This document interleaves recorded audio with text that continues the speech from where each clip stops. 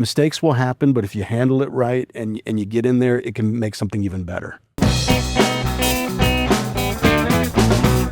Welcome back to another episode of the Tradepreneur Show. I've got a guest in studio today, David Field. Yes, sir. Welcome. Thank you. Thank you very much. Good to have you here. Man, it's awesome to be here. We were just reminiscing, and great how we met, and awesome to be sitting here with you. Yeah. We know someone mutually. It happens to be my son. Yeah, awesome young guy. Yeah, thank you. And then the funny thing was, we would run into each other at the golf cart parade. At the golf cart parade every year. Our annual community event. Yeah. And it's finally, we wanted to get together and talk some business, but also do some of the podcasts. And man, time just moves fast. It does, especially when we hit season and everything just starts to explode. It's like for 6 months, you're like, wait, where was I? Okay, wait, I'm back. Well, and then I travel, and I'm going to Dallas next week to film. We're actually doing a docuseries. Oh, nice. And it's going to be streaming. It's season 1. It's on the trades. I happen to be one of several contractors featured in season 1. And I'm like, I'm just going to go that. I'm going to fly in. I'm going to do my thing. I'm going to fly out. Well, now I found out I got to go to Jersey, help my sister out. Okay. I'm like, add it on, right? Yeah. So you're like, well, that wasn't planned. But anyways, and then next thing you know, you get back and July's almost over, right? Right. And even the summers now, it used to pause, and now there's just so much going on out here. We got our hockey team out here. Oh, yeah. For sure. And we're getting the Coachella Valley Lakers coming. Exactly. Exactly. Yeah, it's amazing. Then the surf, we got the Palm Springs Surf Club, and then we got the one in... The other one in Palm Desert that's opening up. Yeah. Desert Willow. Yeah. Yeah. So living here in the Coachella Valley is amazing. And the fact that you're going to have 2 surf parks, and the one was a converted water park. The other one is built for surfing. Like, it's my understanding you could have, like, at one end, like, be teaching surf lessons, and at the other end, like, have world-class surfing competitions going on. So, and I remember Oasis Water Park because I'm a true desert local, grew up out here, and I remember that first water park. It was everything. Yeah. Man, what's funny is meeting people. I moved out in 99, my wife and I, but I've come to know people that are adults, and so many have worked for me, and amazing how many people work there. It was such a hub. There was a gym there, a health club. And actually it was a friend of mine. We played football at Palm Desert High School. His dad owned it. So he would literally be able to get us in there late night, turn on the slides, and we'd have it to ourselves. Man, it was an amazing time growing up. Yeah, I knew people that worked the snack bar. They're like, oh, I used to work the snack bar, and I was a lifeguard, and it's a community. It really is. And now they've done a wonderful job with it, and they've really done a nice job with it. But it's a great place to live. So wherever you're tuning in from, I highly recommend you put Coachella Valley on your list of places to visit. I mean, it's not just the Coachella and Stagecoach. We got a lot of other things going on. You're so right. And it's getting better. I mean, the thing I love about it here is it still feels like a small community. Yeah. But we've got everything now that any bigger community like Orange County would have, and all the facilities and things you can do. I always say we're like a reversed island here, because we're essentially, I call it 33 miles long, about 11 miles wide, give or take. And that's the Coachella Valley, and so it's really cool. But anyways, you're here today. Tell us a little bit about yourself. Your background is in production, producing, and I absolutely. So I have a company now, David Field Producer. We have a few local accounts for servicing. I produce a podcast for 2 entities. One is Blanky Shine Wealth Management on El Paso. Oh yeah. We produce their podcast, and we're starting SBEMP Law Firm's podcast. Okay. We did one already that was for a charity event, and we'll be shooting their first of their series at the end of this month. And it's amazing because this new media is amazing. I came from producing movies, television. I've masters from American Film Institute, and my now wife and I were living in LA when the pandemic hit. Everything paused. I was shooting a documentary that was very interesting. It just completely paused. So that's what brought me back out to the desert, and everybody now works more remote. So I have an agent in LA. I can still work on projects that are movie, TV related, but I love working in the community here, and I want to do more of that. So I'm trying to get that going. Yeah, that's cool. trust me, we're going to tie this into the trades and business.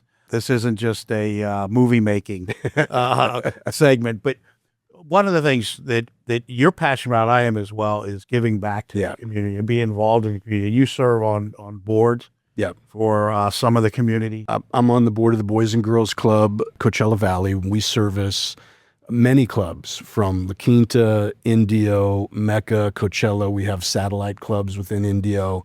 In Mecca, we've got a boxing ring in the club. It's incredible. And it was really cool. I just got to produce a video. Speaking of what I do, we did the whole history related to the agriculture community on the East Valley that had really, they're the ones that picked it up by the bootstraps and were like, we need clubs here and out here to service these families. And so we honored amazing people at Primetime Produce that had really brought this thing to fruition. And I love the East Valley too, all that, the land out there, the farms and the ranches. It's gorgeous. I always tell my wife, like, we're in Indio on Jefferson, right on the border of La Quinta and Indio. And I always tell her, I'm like, man, we built a house. I want to go, thermal. That area. Jello on some of some of that land back there.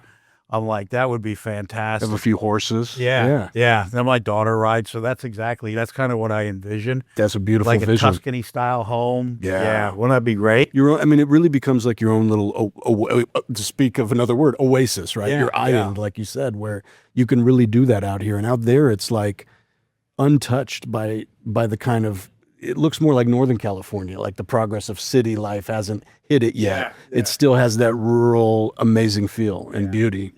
I love driving out there. If I go out to the racetrack or something and just getting in there, it's nice. Which, speaking of the Valley, so the Boys and Girls Club, I serve on the Variety Children's Charity. Oh, that's awesome. And there's so much need in this valley. There's need everywhere. Everywhere. But this valley especially, and it's just really, I was at a bike presentation where we take these children that need special adaptive bikes. And they're fitted to them specifically. Oh, that's awesome. Wow. And you see these kids get these bikes and it's their first real mobility, their first Life-changing. bike they could be on. They're smiling and some they can pedal on their own, some the parents have to push them.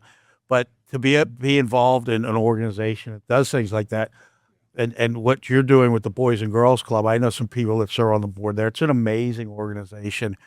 And I think that ties into, this is the business side of it, is that's why we need successful businesses. Right. And we need successful people, because all of these organizations depend on donations. You get the grants and the things like that are out there, but really at the end of the day, it's the grassroots, the person writing the check to support the organization. You're 1,000% correct. And most people don't know all of these boards like you and I. We don't get paid to be on a board. That's our volunteered time. And we make a commitment to either donate our own money or raise money in ways that, like you said, there's a responsibility to the community that, that's what it's all about. And I think that's what really makes our community, and if we look at a greater, just at large with the country, I mean, our statistics as giving for private orgs is the highest anywhere in the world. And I think that's really what makes us who we are, is we take care of our communities. Yeah. It's great. And I think that if you're a business owner or maybe you're a technician or somebody out there listening, the best thing is you don't have to be some wealthy individual to give. That's true. Like, the small donations matter. Right. And so I know we have a thing here with the United Way where you can give to the United Way, and you can even designate who you'd like it to go to. Like I think every check, I don't know, $25 comes out and it goes to United Way, but I designated the United Way to give it to Catholic Charities because they support so many different organizations themselves. And so that's $25 a week is not significant, but it's significant to them because when they get multiple $25 a week, so I encourage you, if you're not supporting an organization, find an organization that you're passionate about and it is meaningful to you. I had a guest on a few podcasts ago, and he's a facilities manager, and he manages big refrigeration facilities, and he wrote a book, and all of the proceeds go to the Brain Tumor Association because he had somebody in his family affected by that. And so that's how he's giving back. And That's his meaningful motivation, to him. right? Yeah. So you find something that's meaningful to you because it's always, I don't know if more fun's the word, but it always hits you in a special way when you're supporting something that is meaningful to you for whatever reason. Absolutely. Absolutely. So that's why you got to strive to be successful as an individual, as a business owner, so you can help these organizations and help those other people, because I don't care who you are, at some point in time, you needed some sort of help, outreach, assistance to some level. Yeah. And so those organizations exist. And with that, let's go into, you have this, the work nobody sees. Right. Right? To me, I was looking at that, I'm like, man, because I had just spoken about that. I think any organization has the work nobody sees, but in what you do, everybody sees the finished product. That's it. Right? That's everything you're judged on. And we make a joke about it. As a producer, when I was getting my master's, it was like, basically, if everything goes right, everybody celebrates you as the producer. And the producer kind of hangs everything on their shoulders, from what we call below the line to above the line. Below the line would be all of the positions that lighting, crew positions, and that's below the line. Above the line would be directors, writers, actors, that kind of thing. So you manage everything. So if something doesn't go right, everybody blames the producer. And the only way you really get praise is if every little thing goes right to get to that final project that looks great, like you're talking about, that we view on the screen. And, what I learned, and I'm sure as you as a business owner, and I walk through and everybody's so happy saying hello and wanting to be here. And we were talking about your son who works now with you, and he wants to work and he's thoughtful about it. I try to create an environment in production where people are excited to be there. So I kind of remember the movie Pulp Fiction. Oh yeah, the wolf, the problem solver. Yeah. So if that's basically what I call a producer. I'm the problem solver. So if I get all those problems solved, and I'm out there doing the wolf thing, making sure everything's gone right, then when we get to set, when everybody's there, we have fun like this, like you and I having fun in front of the microphones. That's what it should be, because when you're having fun working, the work that people put out for you, the people behind the scenes, are going to do so much more, because I'm a people person, like I know you are, and I love people. So I want to get that thoughtfulness and passion into my work so they love what they're doing. And then that behind the scenes, from editing to shooting and really post-production, that's what people don't understand. Post means after you've done film, you guys know. Yeah. After you're done with all this, you've got to edit. People don't realize how much goes into that process after you've filmed. Yeah. So communication is key, and all that behind the scenes work is what makes us shine at the end of the day. Yeah. Yeah. And I learned, starting a podcast, nothing about other than the video you post to social media. So I started this and the production and everything that has to be done. I'm like, okay, now we got this done. But then I'm like, okay, well, you got the post-production side of it, which I have Fina who does that for me. And it's like, man, it's not easy. It's a lot. It's a lot. And then, but you said something about, if everything goes right, but the reality is, and that's the wolf, it never goes right. No, you're always problem solving. You just have to have that person or that group of people that make it look like everything went right. Right. I don't know if I was listening to an interview or where I heard this, but a guy it might have even been a podcast. He was talking about production. They were filming something and something didn't happen. One of the main trucks, or the way they loaded the truck, like one of the trucks, what they needed first was all the way at the front of the truck. And the big to-do about what do we do, because by the time they unload this and get this, we're going to be this far into the day and the scene and this and they figured it out. They came up with like plan B. Right. But it was like those little details of what they needed off that truck first was all the way at the front of that truck. Yeah. Those are things you don't think about when you're sitting there eating your popcorn, watching the movie or watching the podcast or whatever it is. You don't think of that stuff. We were shooting. I produced a short film that went to the Cannes Film Festival, went to South Africa, did very well. The end shot of the movie, we're at this amazing like beautiful grassy knoll type park area where we put in, it's a period piece. So we could put in old signs, and we've got an old bus that we rented that's going to be like taking off down the street as a train goes by. So we've got it. Everything has to be timed perfectly. I trust my crew, and sometimes the crew makes mistakes. And one of my producers ordered the bus, but he didn't order a driver. And, and it's very succinct. I mean, you have rules to this. You have to have like unions, and you have to have drivers. Luckily, the guy who brought the bus was a union driver. So I went and talked to him. I appealed to him as a human being, talked to him, what he likes, what he didn't like. And he was interested in being an actor. So I said, how about if we give you the uniform, you be in the movie? We'll have you in a pivotal scene. And he's like, well, I'm not ready to talk or have lines. I said, no. We'll just have you open the bus door. And it's a big moment because she's getting on the bus to leave, and you're going to be the guy on camera. He's like, all right, yeah, I'll do it. So we got him pumped up to do this scene, and it's a beautiful scene. It's the end of the movie. It's what makes the movie. So, things that we call it a perfect mistake. Mistakes will happen, but if you handle it right and you get in there, it can make something even better. Well, and that 2 points on that. One, you appealed in the human nature. You took time to get to know him. Right.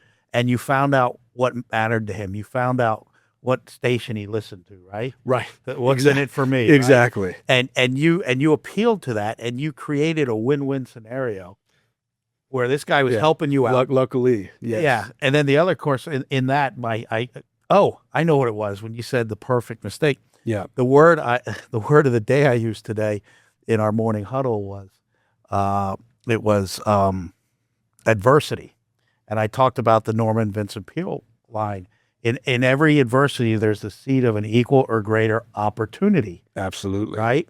It's just how we frame it in our head and what we do. But I think that what you're talking about, it happens in all business. So our business, there's a lot of moving parts. If we go out to home and there's a service call and the system is not operating, and let's say we either do the repair, hopefully we have the parts or we have to order them, or maybe we're going to do a replacement. Maybe we go out and do an estimate, and then they want a new system, and we put a new system in. And then the stuff has to be ordered. And then sometimes you get out there and you find out, oh, this isn't going to work in this configuration. But you just adapt and overcome, and you figure it out. And at the end of the day, nobody knows all the steps that had to be taken. No. They just see the finished product, which is the air cold? Is it working? Yeah. And that's what a professional is, right? They don't hem and haw. They just see what's going on, they adapt, they overcome, get it done, and they make it happen. And so I think it's a great analogy because everybody can relate to the end result when it comes to entertainment, whether it's movie, podcast, whatever it is. Right. Because that's all everybody's seeing. They don't give much thought to everything that goes in behind it. I was on set. I worked security when I first moved out here. Oh, cool. And my wife was at our end. She got hired at Desert Regional. I got a job right out here and work in security until I could find another job. And they're filming on scene there. They were filming the movie Bounce. Oh, nice. Yeah. So they sent me out security, and I got to watch them. They were doing a scene. I guess they turned one of the parts of the hospital into like a rehab. Okay. It was amazing to watch them show up and put this temporary signage up and how they turned this whole production thing. designers are incredible. It was amazing. The way they transform. And then next thing, it's like this totally different thing. And then it was Gwyneth Paltrow and Ben Affleck. They're like right there, right? And they're walking out, and then here's a car on a trailer, right? And they're in the car, and they're filming the scenes with all the cameras, and they drive the car down the road, and then they come back, and they film it again. Right. And the director's sitting there. Everything's so precise. But then you look down the road, and there's food trucks and production trailers, and it's like, that one scene, that one day of filming had so much support staff. And that's what I, again, was talking to the team. When you see a carrier group, you see the aircraft carrier. We only ever see in the films the aircraft taking off and landing. Right.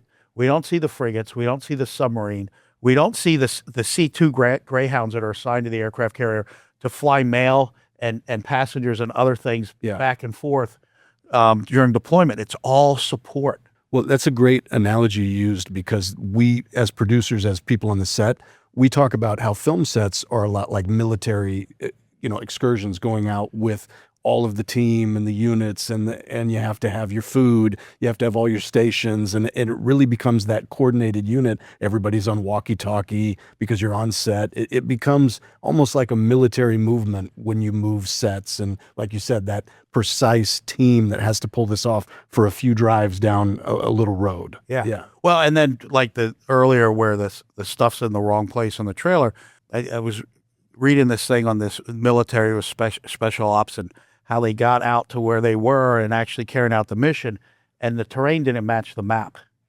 And one of the lessons in land navigation for these guys is something to the effect the mission matches the terrain, right? Don't stick to what the map says. If you get boots on the ground and the terrain's different, you got to match the terrain. And that's exactly what you just described. Right. You know, you just figure it out. You do. And it's so important too, because and it's been lately in media, there's injuries on set. People get killed on set if you don't do things properly. I mean, you look at what happened on the cowboy movie with Alec Baldwin. Yeah.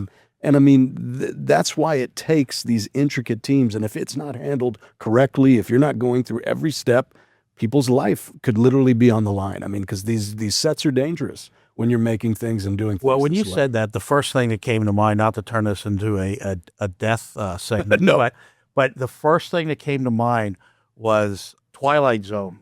Filming the Twilight Zone, there was that one scene, it was a Vietnam scene, and they had a helicopter coming in, and the helicopter crashed in the water and killed like 2 people. I think one was a young boy, one of the actors. Yeah, I didn't even. And they totally, obviously cut that out. Yeah. They never put that part in the movie.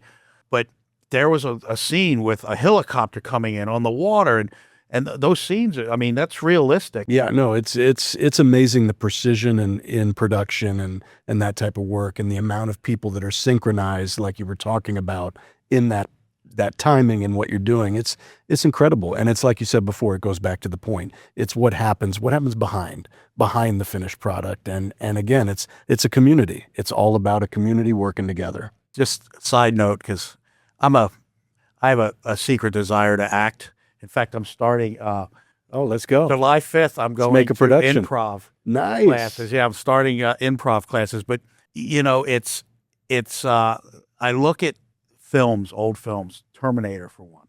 Terminator got like all kinds of awards for the special effects, and you watch it now versus the special effects they have, or the Star Wars. Right. Watch the old Star Wars movies and what they can do now with But they did such a good job, like with the old. I mean, because they took even more time with the models and the things that they'd build on miniature scale. Yeah.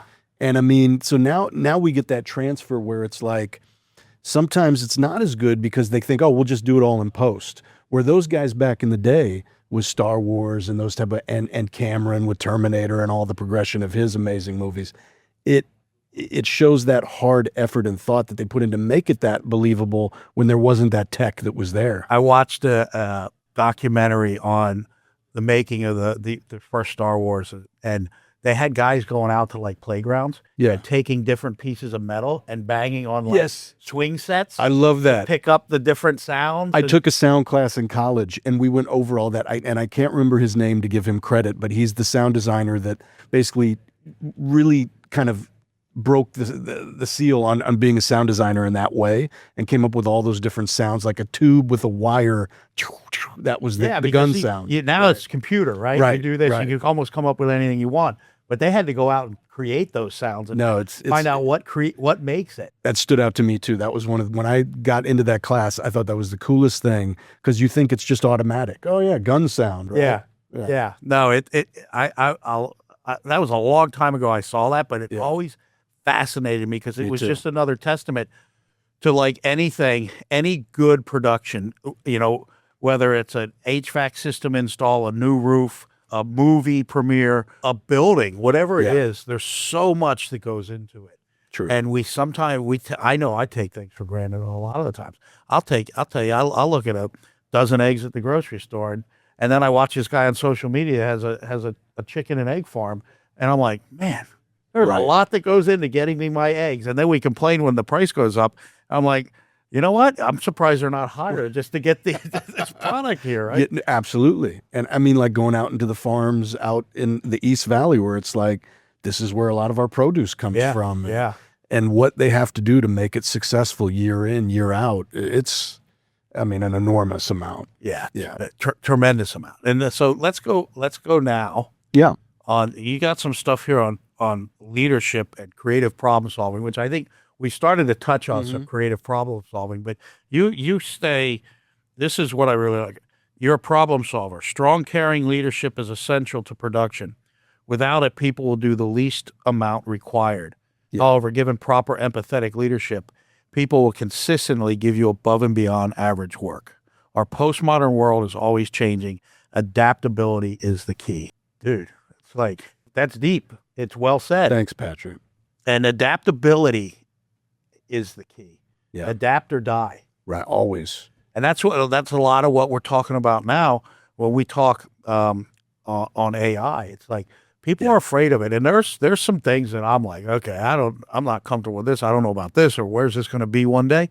But the reality is, it's coming regardless. Yeah. You better figure out how you fit it into your world now, right? 100%. I mean, we already take advantage of it from way back. We didn't even know, like our navigation systems or AI, right? Where would we be in our cars without those now? So I totally agree. There's ways to implement it, but I do understand the fears and a lot of like these recent speeches at colleges where people are booing because they're talking about AI and the kids are going, wait, I just got my degree. Are all the jobs going to be there in the future? And that's a lot of people, rightfully so. So you saw we're painting a mural here. Right. And this young woman is an amazing artist. And when she starts and she does this thing, I said, you already see it in your head, don't you? You see the finished product. She's like, yeah. I said, see, that's amazing to me. Yeah. Right. You're painting this and she'll paint something over on the wall. Maybe it's a tree or it's a shrub or something. And like when she starts out, I don't know what the hell it is. And I don't even know how it fits in. But then a couple hours later, I'm like, okay, wait, I'm starting to see that. And then when the finished product is done, you're like, and you saw that before you took the first brushstroke to it.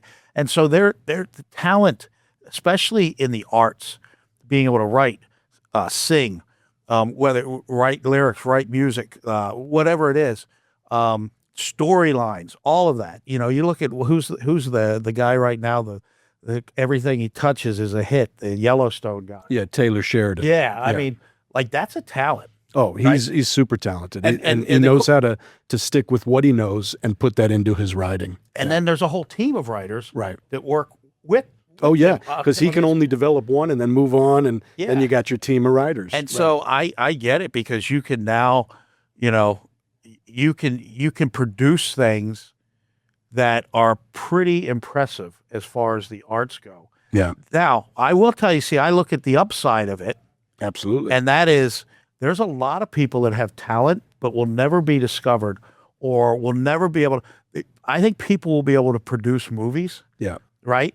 That they wouldn't be able to produce because they don't have the resources. They don't have the right, whether that's meeting the right people, getting somebody to buy the story or whatever. Look at Mel Gibson with his story, what he wanted to do. The passion. Yeah, nobody wanted to touch it the way he wanted to do it. Fortunately, he was able to finance bet on himself. Right? Right. But there's people out there, similar stories, that don't have that. They don't have that finance to. But I think AI is going to help them make that come to life. You're absolutely right. I mean, think about somebody that wants to start a small business, and now you can have AI build a website where before you had to go out and hire people. And we know as business owners, well, how much that costs and hourly wages. And now all of a sudden you can have that. And so it opens up a lot. It really does. I talked about this previously, but to that point, I have a business idea I've had for 10 years or more. And it has to do with the trades. But I'm like, man, I'm going to need to hire one or two webmasters and a computer programmer or two to do this. I mean, I'm going to need $250,000 just to get my idea live, right? Or ready to go live. I've done the whole thing with AI on my own. I built the site. I built everything. It's just about ready to go live. Now, here's the thing. It doesn't mean I don't need web people or computer programmers. I just need fewer of them. Yeah. Right. And I can at least get the product that is in my head now here. Now I could bring somebody like that in for a much smaller investment, and they'll look at it and say, all right, Patrick, I get what you're doing here, but we need to do it this way. And they'll come in and they'll use AI as well. Right. But they'll use their talent and what they've studied to finalize it. So I've been able to take an idea to the point of it's almost live, saving me tremendous upfront money to where now I'm like, okay, I can absorb that investment because I've brought it this far, and I know I can start generating revenue with it closely. So that's how you take something like AI and the natural talents and gifts and skills of somebody. Well, and you're absolutely right. And then it opens up so many more of those type of projects so that the human engine is still there because we have more jobs and more of these smaller projects going on. So it'll balance out. And I totally agree with that. And getting back to what you were saying about the difference with human beings and kind of what we're able to do when there's passion, when there's thoughtfulness behind it, that's what makes the difference. And so when you bring those people in that can use AI to make things better, to be quicker, they're still going to give you that human, that amazing, like singular thing that we can't predict, which is human, which is beautiful. And they put that into your project, which will be great. You're sitting here talking, I'm thinking the one thing, like I can go to an AI platform right now and say, write me a 20-minute stand-up comedy routine. Right. And I can take that and totally bomb and not get a single laugh because it's not the jokes. No. It's the delivery of the jokes. It's the storytelling that is the true talent, right? That's why you can take somebody that's a comedian, and they can take somebody else will write the jokes and they can make people laugh because they know how to deliver it. 1,000%. And that is AI won't duplicate. No, there's human ability we can't duplicate, and I think you said it perfectly. We can just use AI to make tasks easier, but keep the humans behind doing the things that the ingenuity that only humans can provide. Yeah, and yeah, very much so. Totally, completely agree with that. I always say this: AI will never have a soul, and AI will also. I was trying to do a prompt, and I was getting this. I get this response, and I almost scolded AI like that's not how that would go. And they're like, it basically said, yeah, you're right, but I'm a program, and so I don't. Right.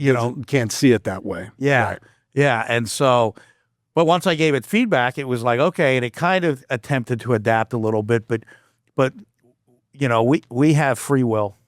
We have a soul. At least I believe we do. And AI will never have that. So you just use it to enhance, Yeah. what you're already doing. And then again, back to adaptability is a key. And that's true in anything. Back to the stuff being loaded in the wrong place on the trailer. They could have threw up their hands, Right. probably wasted a lot of money, been behind on production, but they figured it out because they adapted to it. They didn't allow it to paralyze them. So, wow, I think I could go all day. Yeah, no, this is awesome. I mean, really, just time flying, having fun talking. Yeah. We covered a lot. We covered a lot of topics, and I could talk about anything because I can always relate it to business. Yeah. And or life. And the thing you brought, just reading through some of the stuff you had put together, I was like, man, this is things I didn't really ever think about when it comes to the whole production world and stuff. I've learned a little bit more. I've had to think a little bit more starting a podcast because, as I've said to other people before, the one thing I did starting a podcast was underestimated the amount of work it takes.